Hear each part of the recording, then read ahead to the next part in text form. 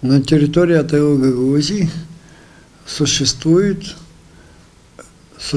и действует 8 заповедных зон. Это заповедники, это те места, урочища, поля, леса и степные зоны, луга, которые особо охраняются государством. Одним из самых старых заповедников и самых удачных, признанным всем миром и Европой, это наш заповедник Ковыля. Заповедник Ковыля ранее, в прошлом году составлял, если остановиться конкретно по заповеднику Ковыля, он находится на границе с Чимшийским районом, в землях бывшего совхоза Буджак. Было 56 гектаров ранее. 2 года тому назад нами произведен тендер и получен грант на расширение заповедника. Сегодня заповедник Ковыля составляет 120 гектаров. Ранее она составляла 56 гектаров. Рядом же с заповедником Ковыля стоит заказник, который ранее составлял 6 гектаров, ныне она составляет 24 гектара. Это проработалось в течение 5 лет. Эти площадя охраняем памятники, так называемые памятники природы, которые особо охраняем государством. Это что находится непосредственно в самом поселке Буджак, если начиная.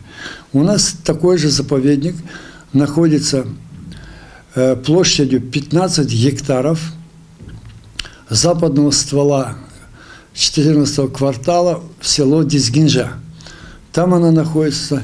Данный заповедник находится в таком менее плачевном состоянии, так как иногда нет возможности проконтролировать данный заповедник. Хотя совместно мы работаем с инспекцией территориально-экологическим агентством, которое оказывает большое содействие на сохранение памятников природы.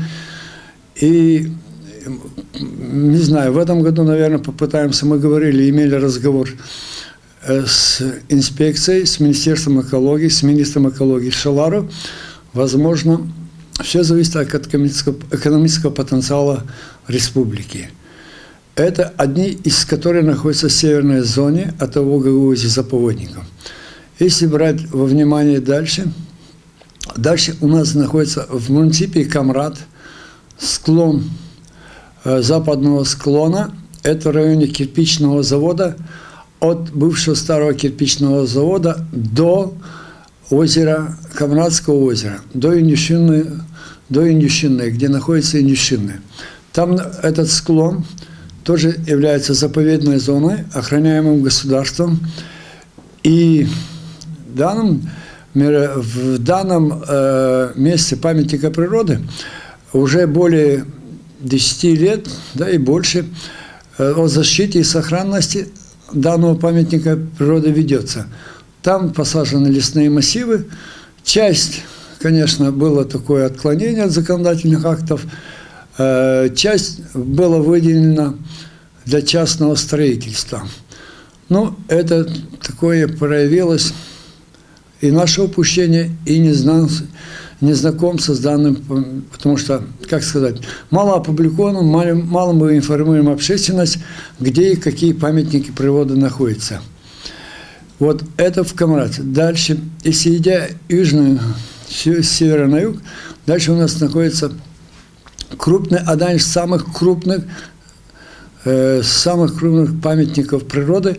Это в Кирсове, в районе Виноградной бригады, восточный ствол, восточной стороны, там находится гумусовое покрытие.